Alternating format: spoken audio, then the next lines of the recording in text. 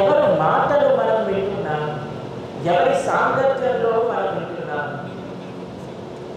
ఒక వ్యక్తి ఒకసారి తన దగ్గర ఉండే డబ్బులన్నింటినీ కూడా ఖర్చు పెట్టి ఒక మంచి మేక పిల్లని కొనుక్కున్నాడు. దేని కొనుక్కున్నాడంటే పెంచుకోవడానికి, చంపేయడానికి కాదు. పెంచుకొని ఆ మేక పిల్లని తీసుకెళ్తూ ఉంటే ముగ్గురు దొంగలు ఆ మేక పిల్లని చూసి, అది ఎంత బాగుంది, మన దగ్గర ఎలాగో ఆ డబ్బులు లేవు కదా, ఎలాగా అలాగ వీడికి కొన్ని మాటలు చెప్పి ఈ మేక పిల్లని దొంగతనం చేయాలి అని అనుకున్నారు. ఎంతమంది దొంగలండి? ముగ్గురు దొంగలు. ఒక్కొక్కడు ఒక్కొక్క కిలోమీటర్ దూరంలో నిల్చున్నారు. ఫస్ట్ దొంగ వచ్చి ఈయన దగ్గర, అరే ఎంత బాగుంది మీ కుక్క పిల్లండి, ఎక్కడ కొన్నారు అన్నాడు. అనగానే ఎంత పెద్ద మూర్ఖుడు వీడు, మేక పిల్లని చూసి కుక్క పిల్ల అనుకుంటున్నాడు, ఎంత అజ్ఞానం వీడికి అని వీడు ముందుకే. ఇంకొక కిలోమీటర్ దాటగానే ఇంకొక దొంగ, అంటే మీరు ఎక్కడ ఉన్నారండి, ముద్దుగా ఉంది కుక్క పిల్ల, అడ్రస్ చెప్పండి మేము కూడా కొనుక్కుంటాం అన్నారు. ఒకసారి వెనకాల చూశారు, కుక్క పిల్లనా మేక పిల్లనా డౌట్ వచ్చింది.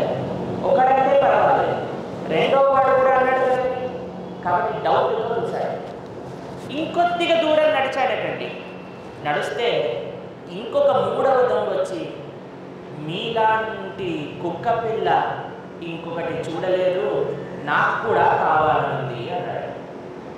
ఈ వ్యక్తి ఏం చేశాడో తెలుసండి, అయ్యయ్యో నేను మేక పిల్ల బదులు కుక్క పిల్ల కొనుక్కొని వచ్చేసాను అని ఆ కుక్క పిల్లని తిప్పేసి వెళ్ళిపోయాడట. ముగ్గురు దొంగలు వచ్చి, అమ్మయ్య దొరికింది మా మేక అని తీసుకెళ్ళిపోయాడు. అలా మనం చక్కగా ప్రొద్దున పూట ఎంతోమంది యొక్క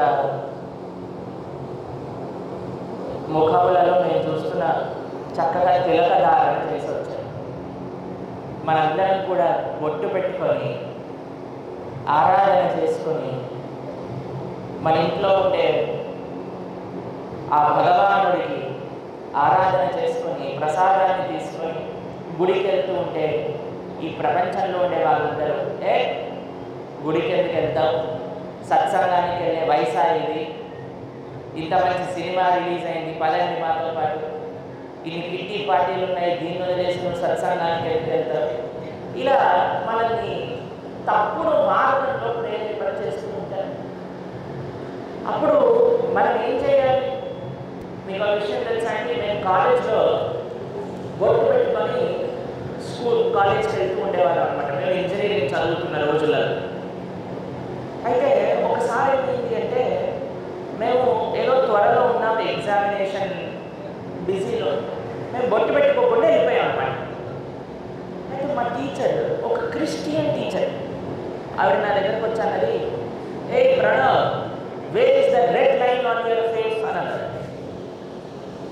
నీ ముఖం పైన ఆ రెడ్ లైన్ ఏది అని అడిగింది. నేను అన్నాను, ఏంటమ్మా రెడ్ లైన్, రెడ్ లైన్, ఓ బొట్ట అని గుర్తొచ్చింది అనమాట.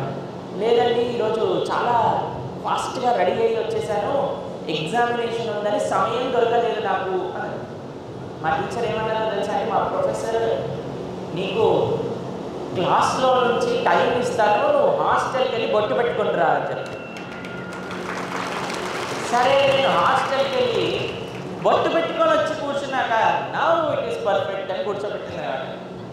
ఒక క్రిస్టియన్ టీచర్ మనం పెట్టుకునే ఒక బొట్టుని అంత గౌరవించింది. మా దోస్తులందరూ అనేవాళ్ళు అన్నమాట, మేము బొట్టు పెట్టుకొని వెళ్తుంటే, పంతులు వచ్చాడు చూడండి, పంతులు వచ్చాడు చూడండి. కానీ మేము ఎప్పుడు బాధపడలేదండి.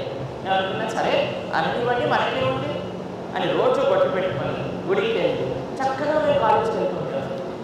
ఎవడైతే మమ్మల్ని అందరికంటే ఎక్కువగా ఏడిపిస్తూ ఉండేవాడో వాడు ఒక రోజు మా రూమ్కి వచ్చి ఏమన్నా తెలుసా, మీరు చెయ్యి చూడగలుగుతారా అని అడిగాడు. ఎవరైతే ఏడిపిస్తాడో వాడు నా దగ్గరికి వచ్చి, మీరు చెయ్యి చూస్తారా? తప్పకుండా చూస్తాను, చూపించు అంటే చూపించి ఏదో ఒకటి వాడు మంచి విషయాలు చెప్పి పంపించేవాడు. ఎందుకు ఈ విషయాన్ని ప్రతిపాదన చేస్తున్నాను తెలుసా అండి, మనం మంచి మార్గానికి వెళ్ళినప్పుడు, మనం ధార్మికంగా ఉండడానికి ప్రయత్నం చేస్తున్నప్పుడు కొత్తలో అందరూ మనల్ని ఎగతాళి చేస్తారు, మనల్ని దూషిస్తారు, మనల్ని ప్రశ్నిస్తారు. కానీ మనం ఆ ఆధ్యాత్మిక మార్గాన్ని వదలకుండా కానీ వెళ్తూ ఉంటే వాళ్ళే ఒకరోజు మనల్ని గౌరవిస్తారు.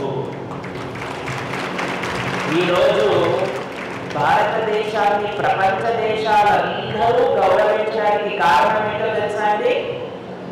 మనము మన సంస్కృతి సాంప్రదాయాలను నిలబెట్టుకుంటున్నాం కాబట్టి. ఏ రోజు మన సంస్కృతి సాంప్రదాయాలను మనం వదిలేస్తామో ఆనాడు ప్రపంచం మనం గౌరవించ